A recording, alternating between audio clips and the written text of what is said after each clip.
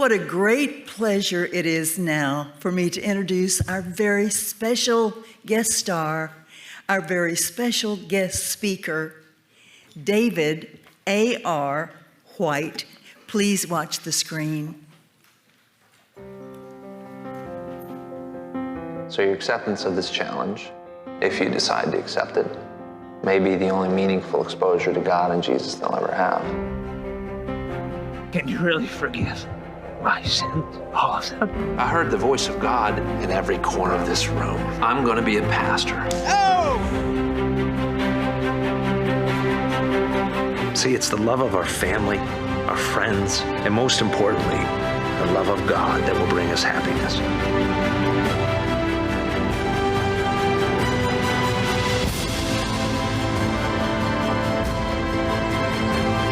So you do believe in God? I guess I've always thought there was something bigger than us. Huge thank you to my guest, David A.R. White. Director and producer David White joins us. He is an actor and co-founder of the Christian movie studio Pure Flix Entertainment. My career prepped to a halt. I wanted to win Academy Awards. What about me, Lord?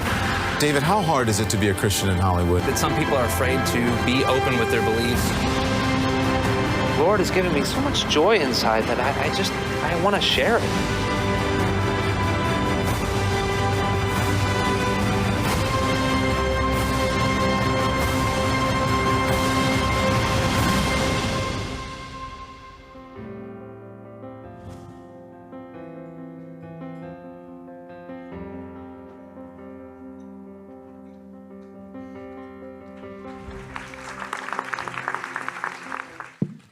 Well, thanks for having me, guys. I appreciate it. It's always a pleasure to come back to Houston. Look at you guys. There's a lot of you here. Praise the Lord. I feel honored to be here and to. I appreciate the mission and everything that you guys are doing to be part of it as well. A little bit about me. I have 3 children, ages 8 to 15.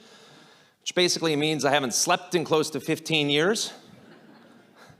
I always thought there's a lot of acting involved in parenting. I don't know if you've ever thought about this, but, pretending you care. Oh, wow, honey, that really is a beautiful rock. My middle daughter is going through this really awkward stage. I don't know, guys, if you can relate to this, where girls don't make any sense between the ages of like 7 and 45. But I digress. I'm from a small town in Kansas, outside of Dodge City. People always say that growing up in a small town is like growing up in the 1950s. Our town was a Mennonite community, so it was more like growing up in the 1850s. If you don't know anything about Mennonites, I like to put it like this. I'm just going to stand here, right? Oh boy, that's bright. The Mennonites make the Mormons look like a pack of Hell's Angels. Okay? I grew up conservative. I didn't drink, dance, smoke, chew, go with girls that do. I saw one movie in the movie theater the first 18 years of my life. My dad always thought it would be a learning experience to work on a wheat farm growing up. What did I learn? Not to work on a wheat farm, for one thing. Don't get me wrong, farmers, they're the backbone of America, and there's something pure and healthy about working outside under the sun, but sometimes it isn't sunny. Sometimes it's raining. Sometimes it's windy. And most of the time, it's just not fun, especially when you're allergic to wheat. It's not that my father wanted me to become a farmer, right? He had these other plans for me. I was supposed to become an evangelist. But at first, I was supposed to go to Moody Bible Institute in Chicago, Illinois. Anybody know Moody? Yes, right? A great school that had trained generations of preachers and church leaders, just like my parents were. My dad was a pastor. But to my parents, it was more than just a place of higher learning. It was the ultimate dating service. This is before all the apps, right? My father met my mother there, my brother met his wife there, my sister met her husband there, and I was supposed to do the same because when you come from a small town in Kansas, there's not many options. You always hear these couples in big cities saying things like, imagine, honey, out of the 3 million women in this city, I found you. But it's different when you're from a small town. It's more like, imagine, honey, out of the one girl in Future Farmers of America, you didn't hate me too much. Right? The math isn't good for finding your quote-unquote soulmate. So here I am at Moody Bible Institute, and I remember walking through those big pearly gates, and I mean, there were girls everywhere, like unlike my hometown, right? There was white girls, black girls, Asian girls, smart girls, blonde girls. We'd sit around and we'd have these deep discussions about the fall of mankind, right? The Bible said it was Eve's fault. Girls thought it was Adam's fault. CNN, of course, thought it was a Republican's fault. But even with all of the girls there was no drama program. There was no movies. There was no anything in the entertainment industry. And I had this, when I was a kid growing up in a wheat field, right, with nothing but wheat in front of me and back of me, to the left of me, to the right of me, this endless ocean of wheat, I had this little dream, this kernel of an idea inside my heart to go in the entertainment industry. It didn't make any sense, but I couldn't get rid of it. So here I am at Moody Bible Institute, where there was no entertainment whatsoever. You know what, in all fairness, they had a mime troupe.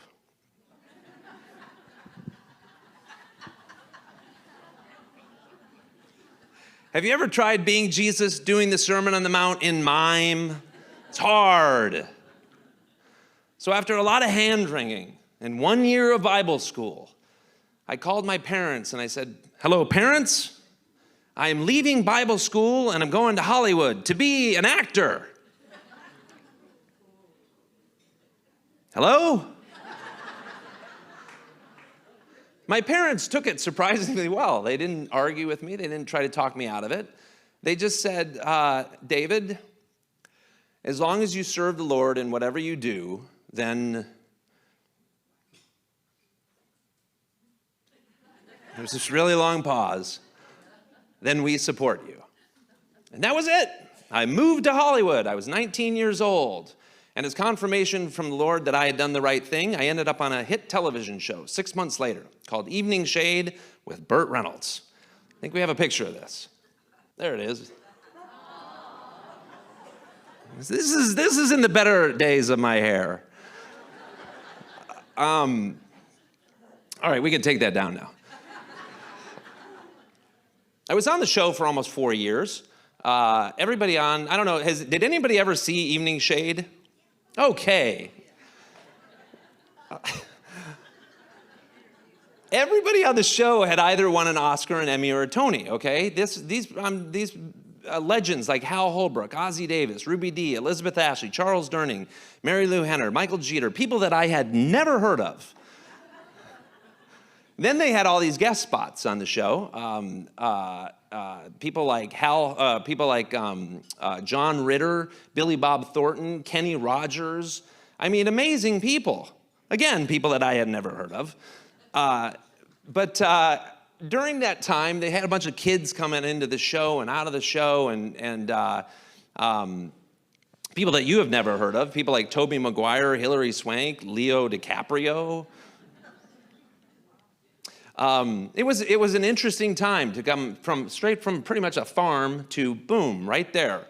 And not know much about acting, but somehow the Lord had put me in that position. Well, about 3.5 years in, we were doing this episode where all the kids were playing the adults on the show. And so Bert had asked me specifically to play himself. And so I rehearsed. You know, you get your scripts on Tuesday, you shoot on Friday. And I had Friday morning, you know, they had put a mustache on me and the wig, and I had worked on my impersonations and the whole thing in this play. And it was tape night, Friday night. So something was missing, though. And I go up to Bert and I say, hey, Bert, would you mind, like, if I put, like, a big pillow in my stomach? I feel like it would, like, really round out the whole character. He kind of looked at me and he said, sure, kid. So I go back and I find the biggest pillow I can do, and I stuff it in, and then we go out before the live studio audience. And he introduces everybody, and then he saves me for last. And he brings me out, and I'm dressed as Bert. And I look at Bert, and I look down at his stomach, and I do my little impersonation, and I pat myself on the stomach. And Bert has this really strange look on his face. It's kind of like this bizarre smile, and he turns all his rings around on his hand, and he puts his arms around me, and he literally punches me in the ear.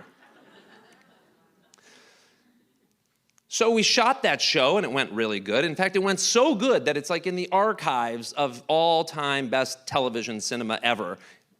I brought you a clip. Let's take a look. And when it comes to make it, this is a bad-looking town.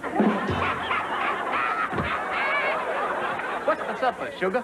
That's very funny. And now, a real man. The powerhouse behind the coach.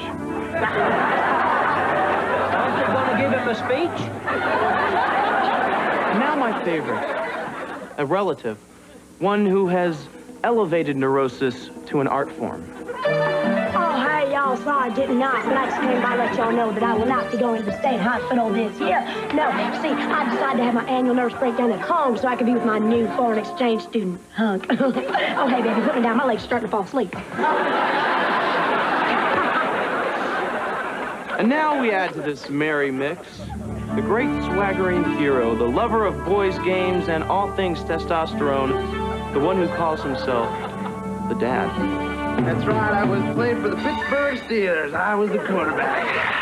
Why do I have such a big stomach? I don't have a stomach like that. Honey, it's just a play. It's a play about my stomach. I was in a play once. Oh, shut us. Oh, listen to the wind. It speaks to me. It knows my name. We write letters. Early, what the hell are you talking about? You're not a man until your father says so. And when will that be? Oh, I don't know. After you win the Heisman Trophy? I am a man! Come on, Herman, say something.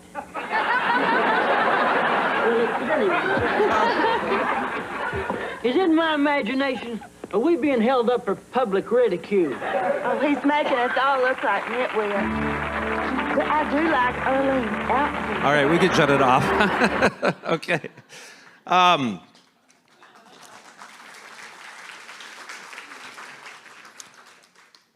Something happened remarkably after that an episode. I was let go. I was fired. Apparently, I had offended Mr. Reynolds, and you know, it's an interesting thing because when you start out, right, you start out with dreams. We start out with these dreams inside of us at an early age. And when things go well, you start going along the path of life, and then all of a sudden something throws a rock right in front of you. You stumble. In some way, you start going down this hill faster and faster and faster. For me, I still hung out with my famous friends, right? I still went out, but it became different of like, you know, having a first and last name on a television show and then being the room service waiter on a show like Melrose Place. I would go out and people would start to ask Leo and Toby and all these people for their autographs, and people would less and less just ask me, more and more, they'd ask me where the restroom was. It was like, we started asking God these questions. We started going, Lord, why me? What in the world happened here? Or, I don't know what I did to deserve this. Or, Lord, why would you let me taste my dream if you're only going to just start to take it away? And I think it's interesting, in the 65,000 words that Jesus speaks in the New Testament, virtually none of them come with promises about how much you're going to make, how you're going to have success, or about your dreams at all. Instead, John talks about greater love has no man than this, than he lay down his life for his friends. And then Jesus goes on and says, whoever wishes to be my disciple must first take up his cross daily and follow me. And I know what you're thinking right now. This guy is not near as positive as his Facebook posts, or his Instagram, or his Twitter, or his YouTube, or his TikTok. At David A.R. White, by the way, if you've never been to my pages, they're amazing. But don't go there now. It's true, that verse, right? For I know the plans that I have for you, declares the Lord, plans to prosper you and not to harm you, to give you a future and a hope. He does have those plans for us, but ultimately it involves you giving up you. Sheila had said that earlier. I think it's interesting. I believe that each of us are created by God to have a dream, a goal, a specific reason for living. Romans 12 talks about we all have different gifts according to the measure given to each and every one of us. But how do we know what those gifts are, right? How do you, I kind of imagine it as if God is pondering his creation and he concludes that he needs something done down here on earth. And so he says to himself, I'm going to need someone to do this very specific thing. They need to be just the right person with the right qualifications. You know what? I might as well just make the person. And so he created you to do this very specific thing. He conceived, he designed you to do it better than anyone else. There's a certain way that your heart loves that no one else can duplicate. A certain way that you relate to people.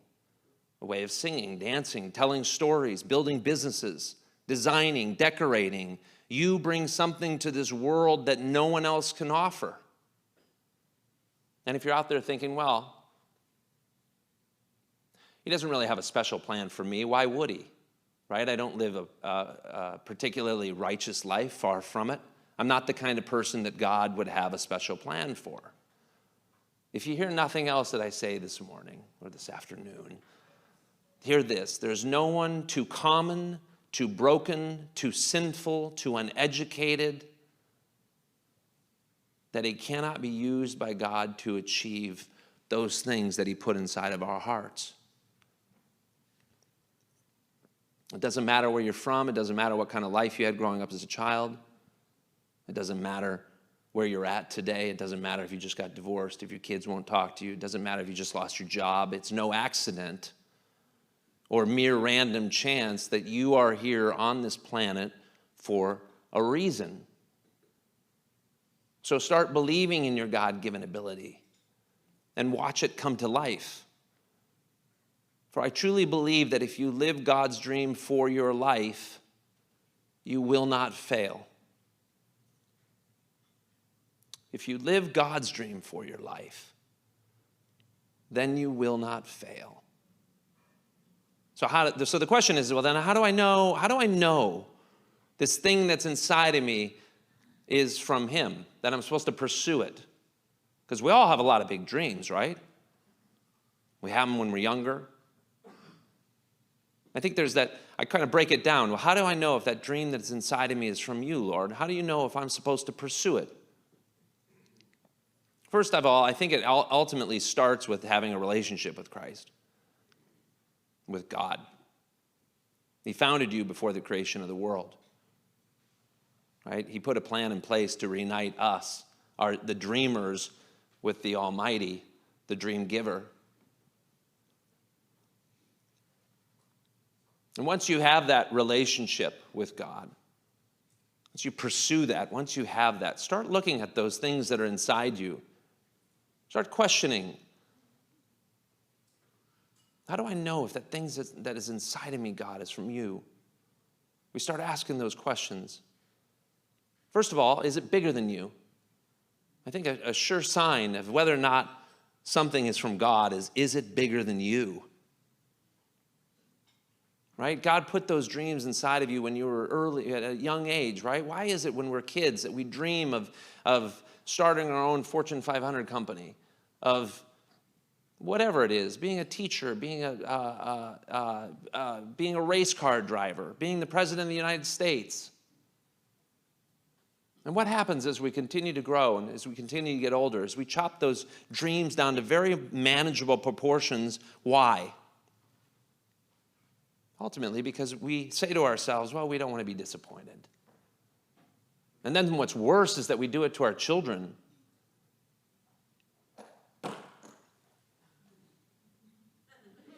My son wants to be a professional basketball player, right? And I look at him and sometimes, and I look at him and I'm like, but you're white.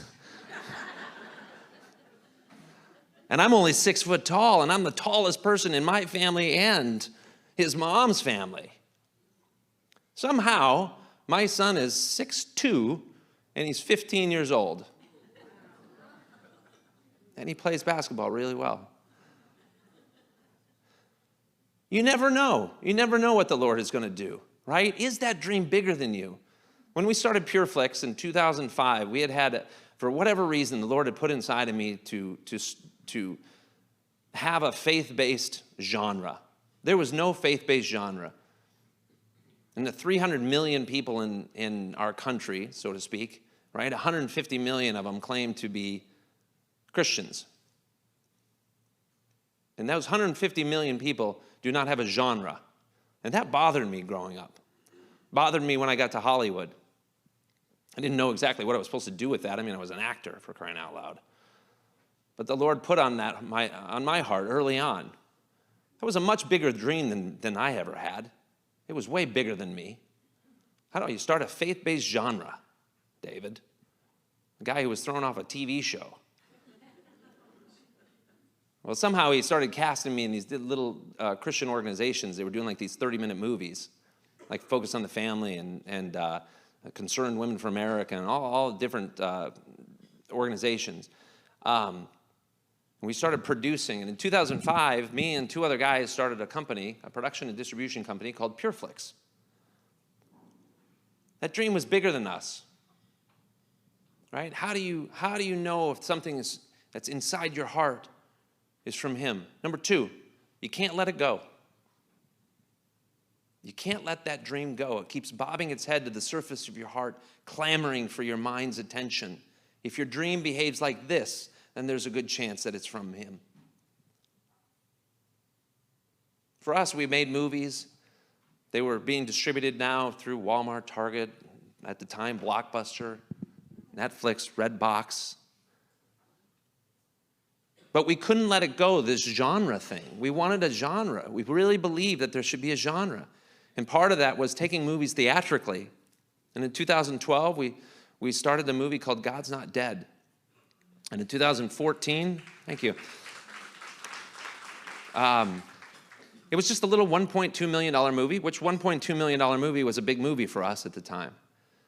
But then when we finished it, it was like, okay, how in the world are we going to put this in theaters? Because we couldn't do it by ourselves. You know, it was like $5 to $7 million to put it in theaters. So what did? We shopped it around to everybody, all the main studios. Nobody wanted it. Then we decided, well, we'll take it to the Christian booksellers, the Christian book places, or the Christian, organizations. Nobody thought it was a theatrical worthy movie. So we set off, because we couldn't let that thing go, to raise $5 to $7 million. Have you ever tried to raise $5 to $7 million? It's tough. Which is why you're all here. Somehow the Lord brought it at the very end of right before it was supposed to come out. And we released that movie, and that little movie came out, and it did unbelievable numbers. If you're aware of it, I don't know. It did $62 million in the box office on a $1.2 million little movie. Yeah, because of you guys. Because of Christians across the United States that started to go, wow, we should go support these movies. We do want this genre. Hollywood was like, what? Everybody started calling me the next week, the Monday, from Hollywood Reporter to the LA Times to the Entertainment Tonight, Access Hollywood, all with the same questions. What is Pure Flix, or who is Pure Flix, and what is God's Not Dead? And ironically, that movie set us up, obviously. It did so well. You think about retiring. You think, wow, hey, we did it now. No, you're supposed to be starting a genre, for crying out loud. You can't end with one. Why not? That beach looks really nice.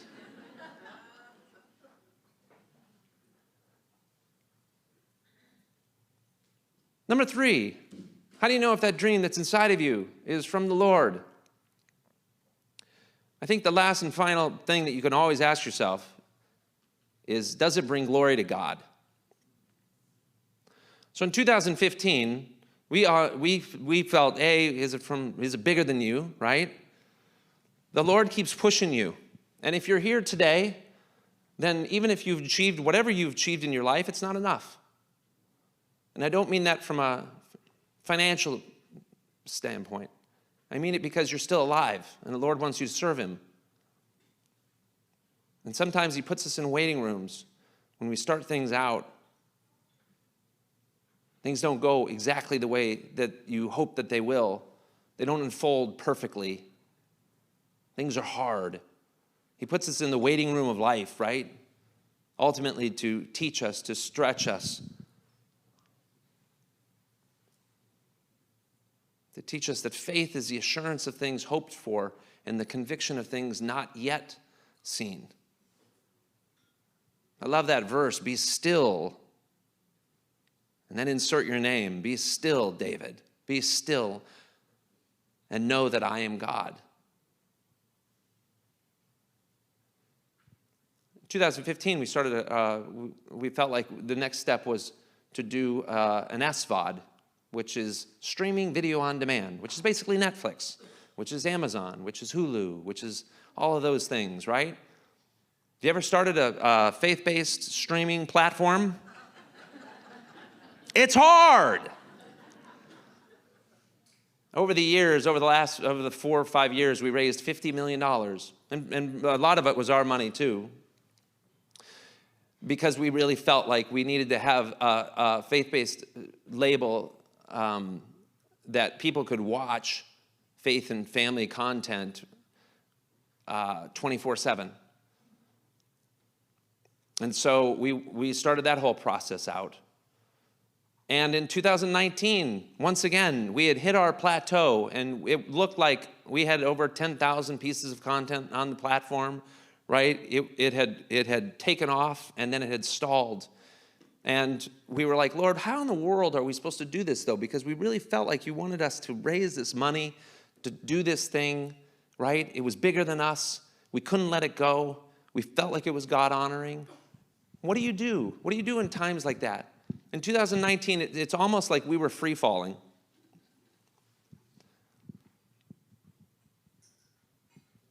It's an interesting thing, and then COVID hit, which a lot of people suffered from COVID in so many different ways. But for some reason, people started watching more content in COVID. And PureFlix all of a sudden took this thing. The Lord used COVID to renew that platform. And at the end of 2020, Sony ended up coming in and partnering with us. Yeah. It's an amazing thing what the Lord will do with those dreams that are inside of you in ways that you never thought imaginable. When I was a kid on a tractor in Kansas with no one in the entertainment industry, no one to say, hey, you should do this. My father always told me to not do this. He said, well, you don't know how to sing and dance, David. You should not go into the entertainment industry. And he hated Hollywood, too. I think there was also that. But that thing that's inside of you, and you never know what God will do with it in so many different ways. And I want to, God's Not Dead continues on. This is the amazing thing about God, actually. I was able to do a show called Hitting the Brakes, a sitcom. The Lord brought me back to sitcoms, doing things that I loved. And I was able to produce it. And I needed to cast my father, who was an alcoholic, drug abuser, gambler, and people just loved. And I thought, who would be the perfect person to play my dad? Burt Reynolds. So I have a picture of Burt here. I got to work with him about a year before he passed. And it was an unbelievable thing how the Lord brings back those things that die in your life in some ways, or the things that put off. We could take that down. I don't know what's going on with my smile. I think I'm in shock. And he'll bring it around. It's not wherever you guys are at today, whatever it is that thing that's stopping you from doing that thing that's inside of you, is don't stop. Keep going. Keep asking the Lord, what is it, Lord, that you want me to do? What is it that you want me to explore? What is it why did you create me right now for this purpose, for such a time as this, to do for your glory? And I believe each one of you guys are here for a reason today. Obviously, this ministry does an unbelievable thing. It's amazing, 60 years. It's fascinating. For someone who didn't know anything about it, I'm so honored that you asked me to come here. Thank you. And you'll be amazed to see. The other thing about God's Not Dead, I forgot to mention this little tidbit, but I actually think it's fascinating, is the thing that we get more press over in a lot of different ways is it's the ROI, right? What is the ROI? God's Not Dead is in the top 10 most profitable movies in cinema history based on its ROI, return on investment. Yeah, it's pretty amazing, right? The fascinating thing about this is the number, I think it ranks in like number 6 right now. The 5th movie, most profitable movie in cinema history based on its ROI, is a movie called Grease. Now, when I was a child, I saw one movie in the theater the first 18 years of my life. And I remember I was over at somebody's house and they had shuffled me into the movie theater. And as I sat there and saw Olivia Newton-John in black tights, I thought, for sure, I'm going to hell. But again, it's amazing to me the irony of God and the way that he brings things around in so many different ways. And to have Grease right next to God's Not Dead, I think is just hilarious. Thank God that he has a sense of humor. All right, so I'm gonna leave you with this. Actually, I wanna show you the trailer because a lot of you don't even realize that there has been 4 installments of God's Not Dead. Yes. And I want to show you the 4th trailer in case you've never seen it. It came out last November in theaters for a short time, and it's everywhere. If you go into a store and look for God's Not Dead, it's theirs. They have these 4-packs. It's awesome. There'll be some in the back if you want to pick one of those up. But take a look at the 4th installment of this. Freedom is a fragile thing, and it's never more than one generation away from extinction. And those in world history who have known freedom and then lost it have never known it again. Let's face it, your God, your book, they're in the way.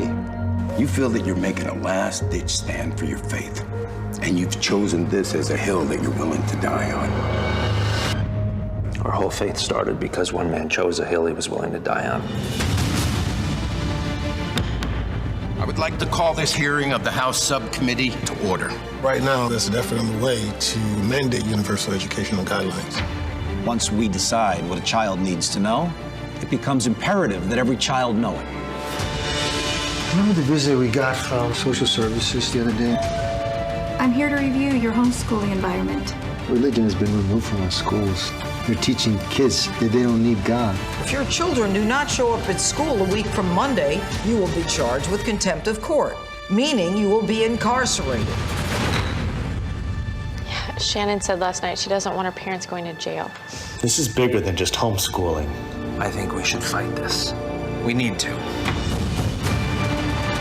Just want to make sure you understand what you're fighting here. Our district teaches a revisionist version of history. If God is for us, who can be against us? Around here, just about everyone else. The country is just now beginning to realize that unity means winning under our terms. For 2,000 years, men have been trying to get rid of Christianity. What makes you think that you can accomplish what they couldn't? They didn't have an 83% approval rating. My God's not dead, he's surely alive. That's part of your plan, isn't it? Keep us all divided so we don't realize you're really chipping away at our freedoms and liberties. America is a country so blessed to whom much is given, much will be required.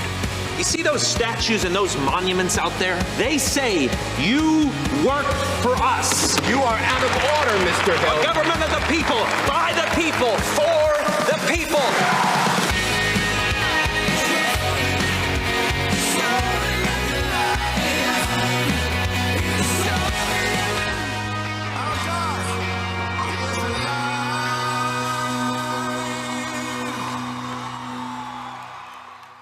I'll leave. No, thanks.